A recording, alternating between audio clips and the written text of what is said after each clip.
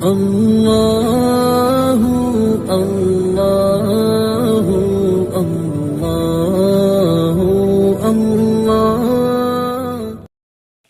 نحمده ونصلی علی رسولہ الکریم بسم اللہ الرحمن الرحیم السلام علیکم ورحمۃ اللہ وبرکاتہ۔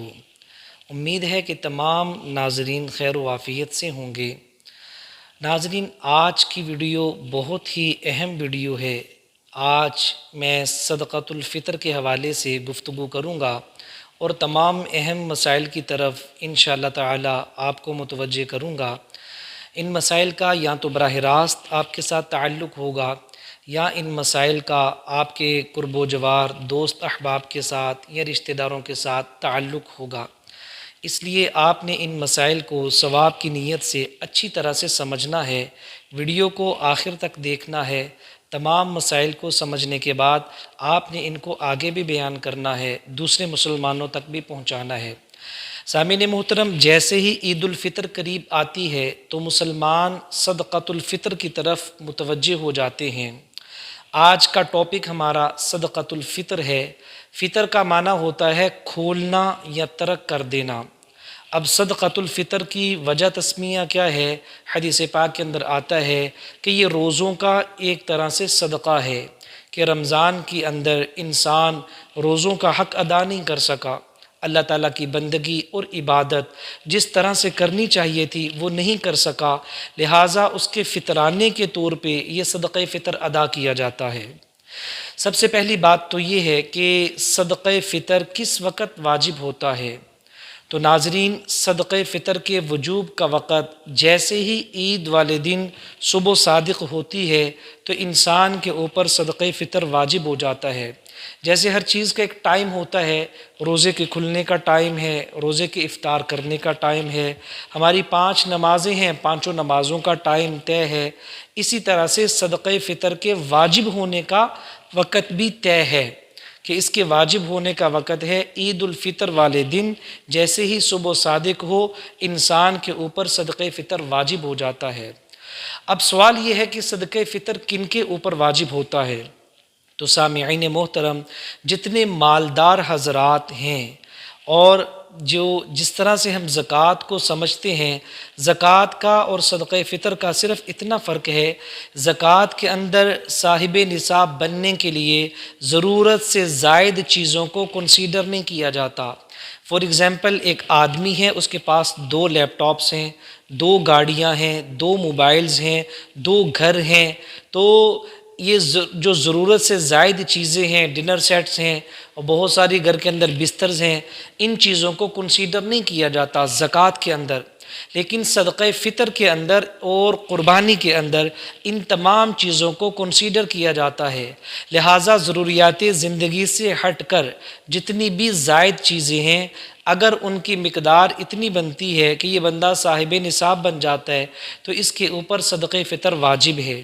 ایک علماء کا تو یہ قول ہے کہ اگر انسان کے پاس ایک دن کا اور ایک رات کا کھانا موجود ہے تو اس کو صدقہ فطر ادا کرنا چاہیے۔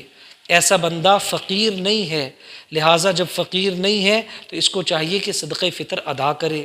بہت زیادہ احتیاط کی ضرورت ہے، تو اس لیے صدقہ فطر تمام مالداروں کو، اور جو سوکھے ہوں یعنی کہ بہت زیادہ مالدار نہیں ہیں، متوسط ہیں، ان کو بھی چاہیے کہ صدقہ فطر ضرور یہ ادا کریں، اس میں بہت زیادہ اجر و ثواب ہے۔ صدقہ فطر ادا کرنے کا وقت کون سا ہے؟ تو سب سے بہترین وقت تو یہ ہے کہ جس وقت آپ اپنے گھر سے عید کی نماز پڑھنے کے لیے نکلیں تو راستے میں جو بھی فقیر نظر آئے آپ اس کو صدقہ فطر ادا کر دیں، جس کو ہم فطرانہ بھی کہتے ہیں۔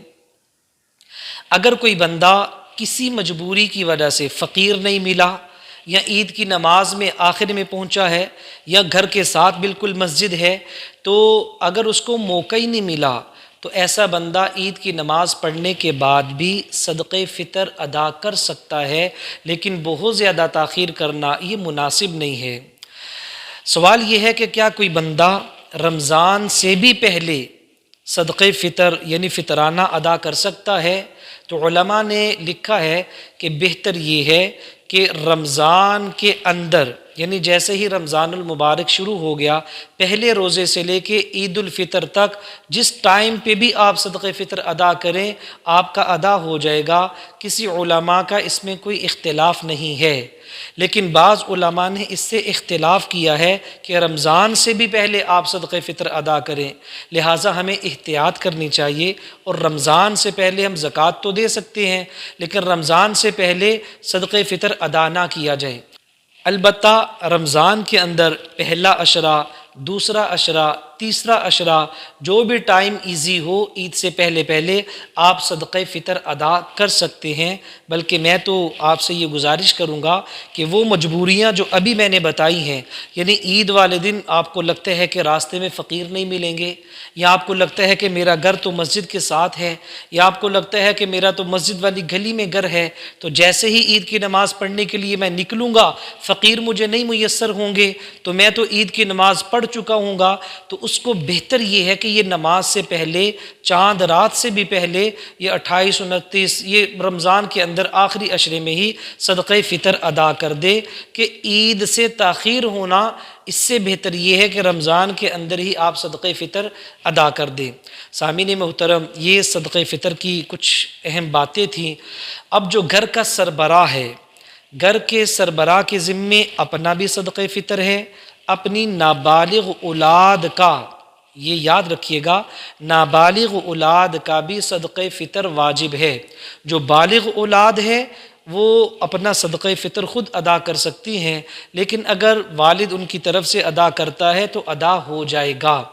اسی طرح سے اپنی منکوحہ ہے، بیوی ہے، اس کی طرف سے، یعنی جتنی اس کی زیر کفالت لوگ ہیں، اس کے بچے ہیں، اس کی بیٹی ہے، اس کی بیوی ہے، اس کی والدہ اس کے پاس رہتی ہیں یا والد صاحب پاس رہتے ہیں، ان تمام کی طرف سے صدقہ فطر ادا کیا جائے گا۔ رسول پاک صلی اللہ علیہ وسلم اپنے پورے کنبے کی طرف سے، اپنے غلاموں کی طرف سے، اپنی باندیوں کی طرف سے، تمام افراد کی طرف سے صدقہ فطر ادا کرتے تھے، اور اس کو علماء نے واجب قرار دیا ہے۔ یہاں پہ ایک بڑی اہم بات ہے، وہ یاد رکھیے گا کہ دور جدید کے اندر، آج کے دور میں انسان کی دکان پہ جتنے ملازمین ہوتے ہیں یا کارخانے میں جتنے ورکرز ہوتے ہیں، فیکٹری اور انڈسٹری کے اندر جتنے لوگ کام کرنے والے ہوتے ہیں، تو یہ جتنے ملازمین ہیں یہ غلام کے حکم میں نہیں آتے۔ ان ملازمین کا صدقہ فطر ادا کرنا یہ مالک کے اوپر واجب نہیں ہے، بلکہ ان کے اوپر خود واجب ہے کہ اپنا بھی صدقہ فطر ادا کریں اور اپنے بچوں کا بھی صدقہ فطر ادا کریں۔ ناظرین، جیسے میں نے پہلے عرض کیا ہے کہ صدقہ فطر کے واجب ہونے کا وقت عید والے دن صبح صادق ہے۔ اب خدا نخواستہ عید والے دن صبح صادق سے پہلے اگر کسی بندے کا انتقال ہو گیا جو کہ اس کے زیر کفالت ہے، تو اس کا صدقہ فطر ساقط ہو گیا۔ اسی طرح صبح صادق کے بعد کوئی بچہ پیدا ہو گیا تو اس کا صدقہ فطر اس کے ذمے واجب ہوگا۔ یہاں پہ یہ بھی بات آپ یاد رکھیے گا کہ اگر کوئی پریگننسی ہے اور ایسا بچہ جو ابھی دنیا کے اندر نہیں آیا، اس کا صدقہ فطر واجب نہیں ہے، باپ کے ذمے اس کا صدقہ فطر واجب نہیں ہے۔ اپنے شوق کے ساتھ اور ثواب کی نیت سے، اللہ کی رحمت کے ساتھ اگر ادا کرنا چاہتا ہے تو انشاءاللہ اس کو ثواب ملے گا، لیکن اس بچے کی طرف سے جو ابھی دنیا میں نہیں آیا، صدقہ فطر اس کے اوپر واجب نہیں ہے۔ اگلی اہم بات، عید کا دن ہے، صبح صادق ہو گئی، آپ کے گھر میں مہمان آ گئے، تو یاد رکھیے گا آنے والے مہمانوں کا صدقہ فطر آپ پر واجب نہیں ہے، بلکہ آنے والے مہمانوں کا صدقہ فطر خود ان کی ذات کے اوپر واجب ہے۔ ناظرین، اگلا اہم مسئلہ یہ ہے کہ ایک بندہ جو پاکستانی ہے وہ بیرون ملک میں رہتا ہے، سعودیہ میں رہتا ہے، کویت میں رہتا ہے، مسقط میں، عمان میں، دنیا کے کسی بھی ملک میں رہتا ہے، تو سوال یہ ہے کہ اس کو صدقہ فطر پاکستان کی رقم کے مطابق نکالنا پڑے گا یا جس وطن میں رہتا ہے، جس ملک میں رہتا ہے اس کے مطابق نکالنا پڑے گا؟ تو ناظرین، اس کا جواب یہ ہے کہ صدقہ فطر ادا کرنے والا بندہ جس ملک میں موجود ہے اسی ملک کی کرنسی کے ریٹ کے اعتبار سے ادا کرنا پڑے گا، اور یہ سربراہ جہاں پہ موجود ہے اس کے جتنے نابالغ بچے ہیں جو کہ پاکستان میں رہتے ہیں، ان کا صدقہ فطر بھی وہاں پہ جس ملک میں یہ سربراہ موجود ہے اس کی قیمت کے اعتبار سے نکالنا پڑے گا۔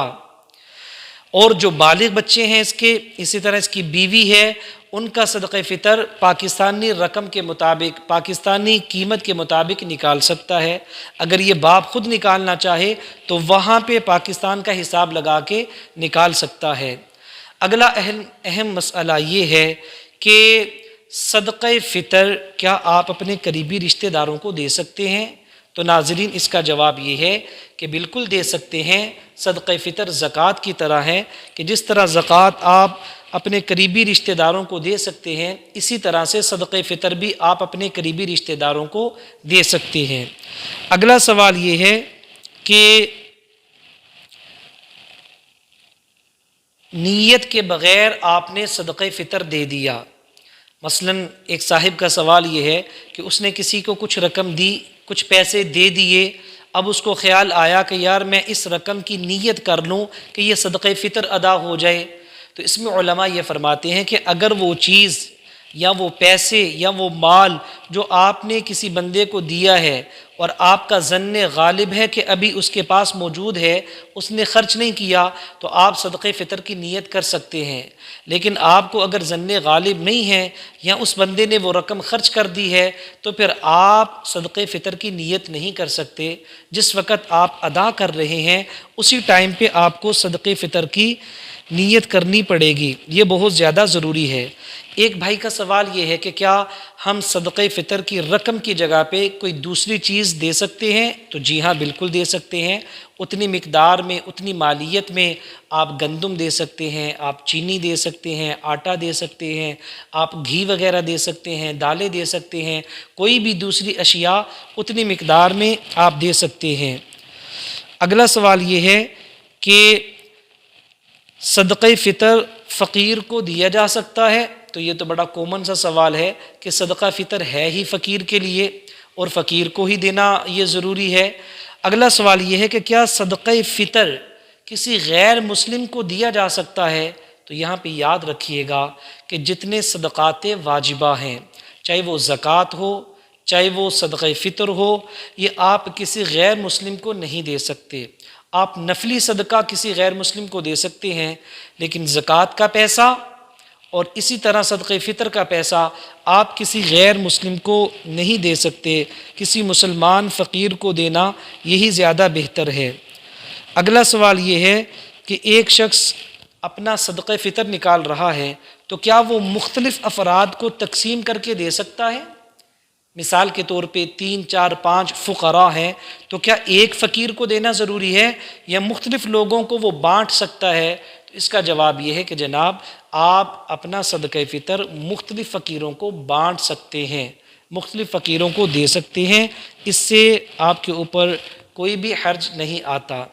اگلا سوال یہ ہے کہ یتیم بچوں کا صدقہ فطر، تو یاد رکھیں اگر یتیم بچہ مالدار ہے، یعنی وراثت کے اندر اس کو مال ملا ہے، باپ کی طرف سے اس کو جائیداد ہے، پراپرٹی ہے، نقدی ہے، بینک بیلنس ہے، تو یتیم کا صدقہ فطر یتیم کے مال سے ہی ادا کیا جائے گا۔ اسی طرح سے اگر یتیم صاحب نصاب ہے تو اس کی زکوٰۃ اس کے مال سے ہی ادا کی جائے گی۔ یہ چند اہم سوال تھے صدقہ فطر کے حوالے سے۔ اللہ تعالیٰ سے امید ہے کہ آپ لوگوں کو سمجھ آئی ہوگی۔ اب ایک اہم سوال یہ ہے کہ صدقہ فطر کی مقدار کیا ہے، یعنی اگر آپ گندم دینا چاہتے ہیں تو اس کی مقدار کیا ہے، اگر جو دینا چاہتے ہیں تو اس کی مقدار کیا ہے، اگر آپ اگر آپ کھجور وغیرہ، اجوا وغیرہ دینا چاہتے ہیں تو ان کی مقدار کیا ہے۔ تو اس کے لیے ایک میں آپ کے ساتھ پکچر شیئر کرنے والا ہوں، ابھی آپ کو یہ ڈسپلے پہ نظر آ رہی ہوگی۔ آپ دیکھیں یہاں پہ سب سے پہلے گندم ہے، پھر جو بھی ہے، کھجور بھی ہے، کشمش بھی ہے، اور سب کا ریٹ بھی یہ اس کے اوپر مینشن ہے، لکھا ہوا ہے، اور نیچے سب کی مقدار بھی لکھی ہوئی ہے۔ آج 2022 کے اندر یہ ویڈیو میں آپ لوگوں کے ساتھ شیئر کر رہا ہوں تو یہ اس کی قیمت ہے۔ یاد رکھیے گا یہ قیمت لاہور اور لاہور کے قرب و جوار میں جو مضافات ہیں ان کے اعتبار سے ہے۔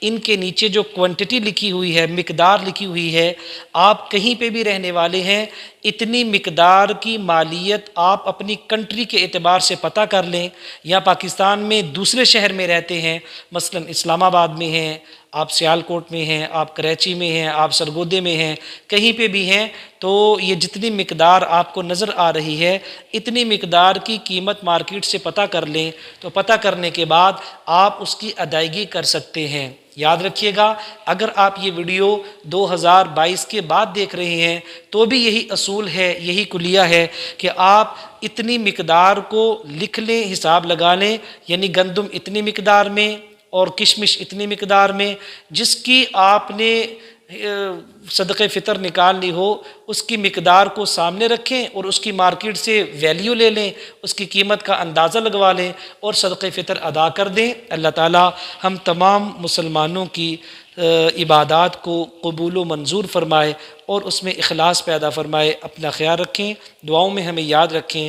اگر کوئی مسئلہ ڈیفیکلٹ ہو، آپ کو سمجھ نہ آیا ہو، تو آپ میرے نمبر پہ رابطہ کر کے آپ پوچھ سکتے ہیں۔ السلام علیکم ورحمۃ اللہ وبرکاتہ۔